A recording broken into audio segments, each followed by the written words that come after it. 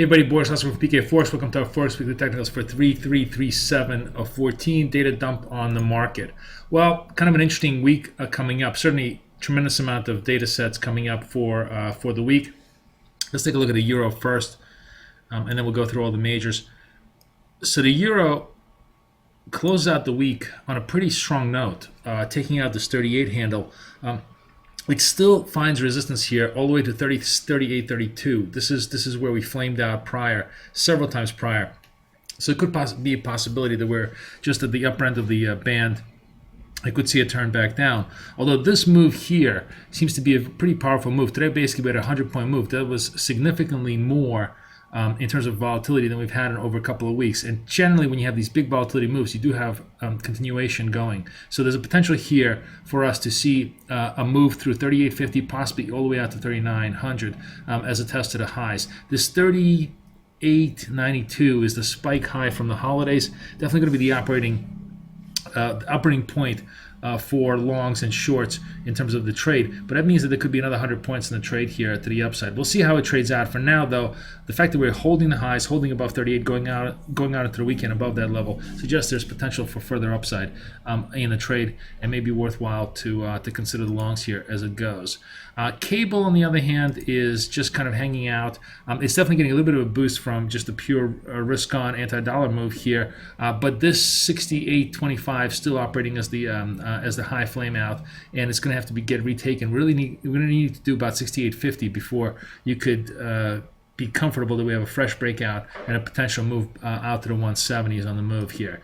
Dollar yen is really scraping the bottom. We've not been able to hold 102s, and it's just kind of every rally above 102.50 kind of flamed out.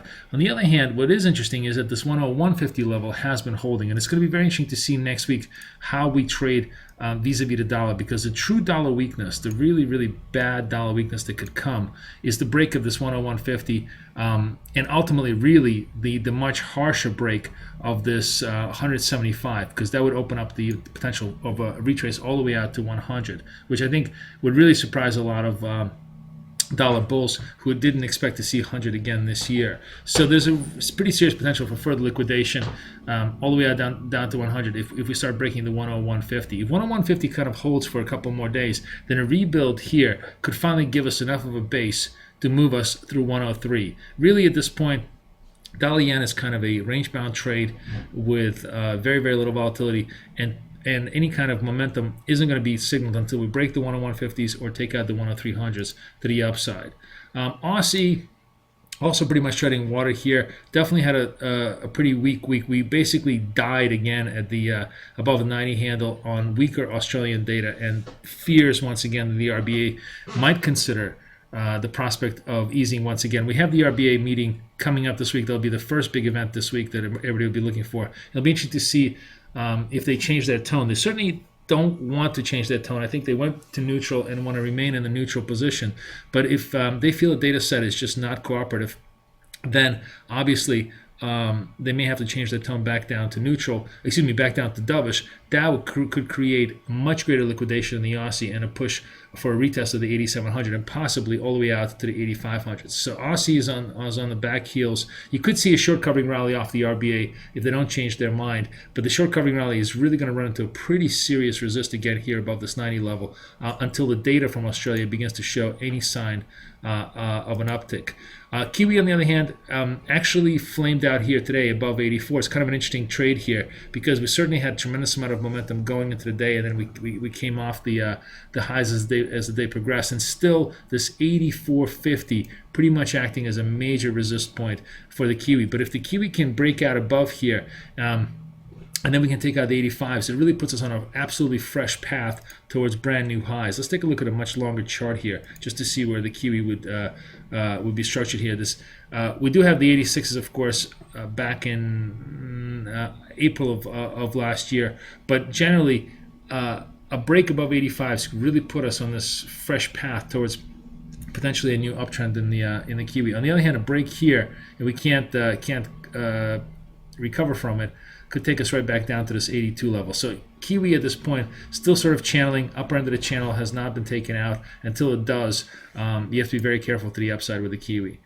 On the other hand, dollar CAD is acting sort of very interestingly in a sense to the other way, because 112 was definitely a very, very strong top here. They got rejected once, got rejected twice last week, and today, despite the fact that the Canadian data was really not very good at all, got rejected again, suggesting that there are clearly a lot of CAD buyers here at this 112 level. Now, on the other hand, it's basically been a 110, 112 range here for the time being.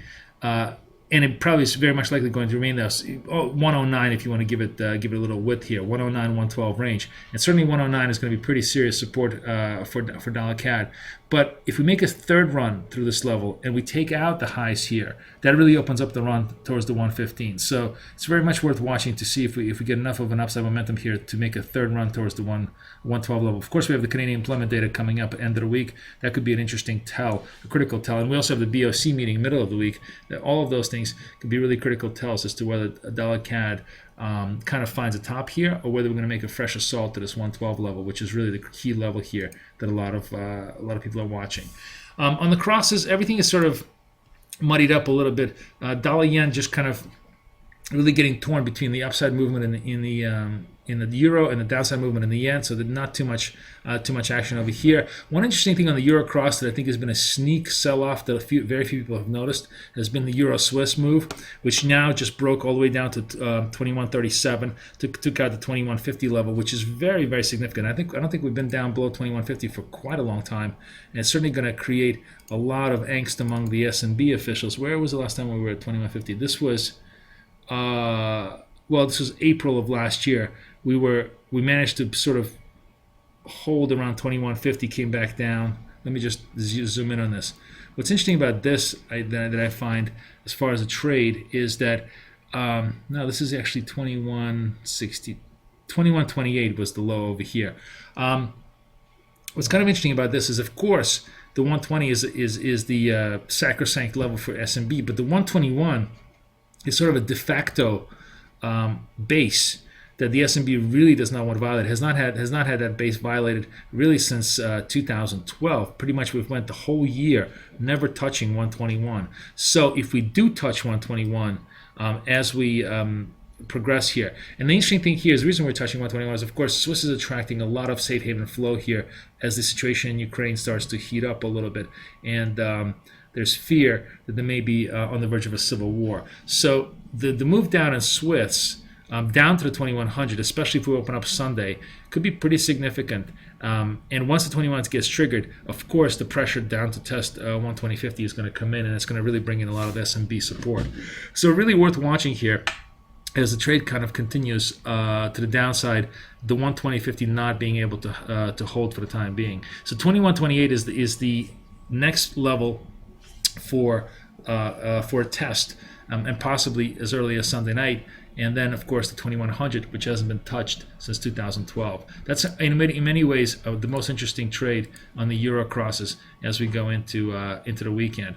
On the cable, there isn't really much of movement. Let's just take a look at where cable yen sits. Again, same kind of a thing. It's basically a push between the strength of the cable and the weakness of the yen, or weakness of dollar yen.